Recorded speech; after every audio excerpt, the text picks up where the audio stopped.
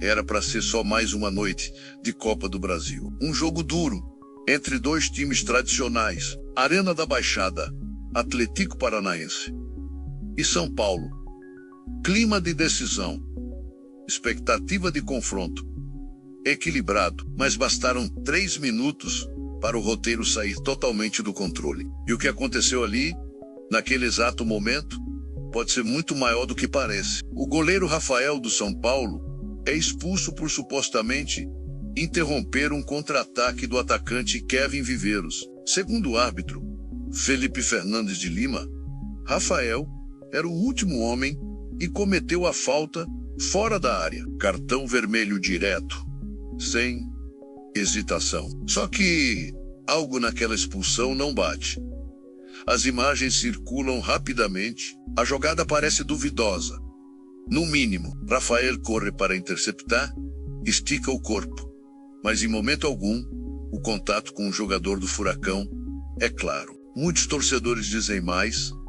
Não houve absolutamente nenhum toque. E mesmo assim, a decisão é mantida após a revisão do VAR. E é aqui que o enredo ganha uma outra dimensão. O VAR existe para corrigir erros em campo, para garantir justiça, para trazer mais clareza ao futebol. Mas o que se viu nessa partida foi justamente o contrário. Mesmo com todos os ângulos, com a possibilidade de rever e congelar cada frame, o VAR confirma a expulsão. Não só isso, ele chancela uma possível injustiça que muda completamente o rumo da partida. Nas redes sociais, a revolta foi imediata. Termos como roubo, vergonha e escândalo dominaram os comentários. Torcedores são paulinos classificaram a expulsão como inacreditável, enquanto especialistas questionavam a decisão com base nas imagens. O próprio São Paulo dentro de campo teve que mudar tudo.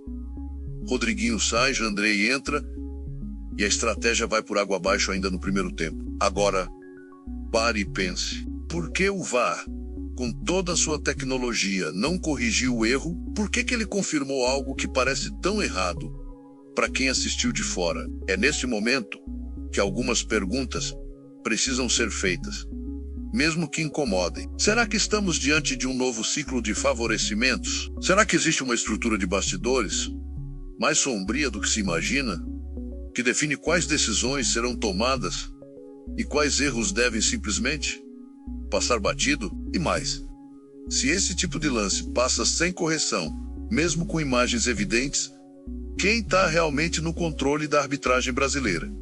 Porque quando o árbitro erra em campo, é aceitável. O jogo é rápido. A pressão é imensa. Mas quando o VAR, que tem todas as condições para revisar com calma, menos decide manter o erro, então o problema não é mais falha humana, é outra coisa. E essa outra coisa pode ter nome, endereço e interesses muito bem definidos. Se esse episódio com Rafael fosse um caso isolado, talvez a indignação passasse em poucos dias. Mas a verdade é que erros assim estão se acumulando e o que está por trás pode ser ainda mais perigoso do que um simples cartão vermelho. Prepare-se. No próximo bloco, vamos entrar em um terreno ainda mais delicado. As casas de apostas, os árbitros que nunca são investigados e os sinais de uma nova máfia do apito. A expulsão de Rafael pode ter sido apenas a ponta do iceberg. Nos últimos meses, o futebol brasileiro tem sido palco de erros grotescos, decisões sem explicação e atuações do VAR que mais confundem do que esclarecem. A torcida já não sabe mais se o árbitro vai apitar com justiça ou se ele apenas segue um script invisível. E nesse cenário, uma pergunta ganha força. Será que estamos vivendo a volta da máfia do apito? A primeira vez que esse nome assustou o país foi em 2005. Árbitros manipulavam jogos para beneficiar esquemas de apostas. Foi um escândalo que abalou as estruturas da CBF, mas o tempo passou. Tudo foi resolvido e nunca mais se falou nisso. Até agora. Hoje, o futebol é mais digital, mais exposto, mais fiscalizado, mas também está mais refém de interesses financeiros gigantescos principalmente os das casas de apostas. Empresas milionárias, que colocam dinheiro em praticamente todos os clubes da Série A, que anunciam em camisas, placas e transmissões. Mas será que o poder delas termina só na publicidade? Há quem diga que não. Circulam nos bastidores rumores cada vez mais fortes de que certos jogos estão sendo guiados para favorecer determinadas cotações. E nisso, um cartão vermelho injusto, logo aos 3 minutos, pode mudar tudo. Um pênalti não marcado aqui, um impedimento ignorado ali, pequenas decisões que manipulam o roteiro da partida, sem que ninguém perceba. Ou pior, todo mundo percebe, mas ninguém faz nada. Porque enquanto jogadores e técnicos são investigados, punidos e expostos, os árbitros seguem intocáveis. Quem fiscaliza o VAR? Quem pune um juiz que erra de forma repetida, sempre favorecendo os mesmos lados? Será que não estamos diante de um esquema onde o erro é só fachada? Onde a arbitragem virou uma peça de xadrez nas mãos de interesses bilionários? A expulsão de Rafael, por mais absurda que pareça, se encaixa perfeitamente nesse quebra-cabeça. Um lance decisivo em um jogo de mata-mata que muda a dinâmica do confronto e abre espaço para toda sorte de especulações. E se tudo isso for verdade? E se não estivermos mais vendo apenas futebol, mas sim um espetáculo coreografado, onde o VAR escolhe o que mostrar e o que esconder?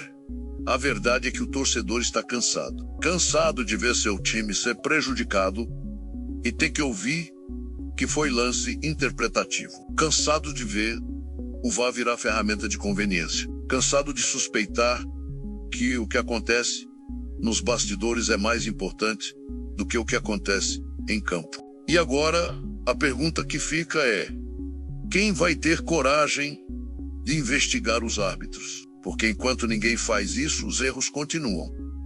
Os clubes perdem, os torcedores se revoltam e o futebol brasileiro vai ficando cada vez mais refém de uma engrenagem que parece rodar bem longe dos gramados. E você acredita que a expulsão de Rafael foi um erro humano ou algo muito mais sério? O VAR está sendo usado para corrigir ou para esconder? E mais, será que estamos vendo a máfia do apito 20 surgindo debaixo dos nossos olhos?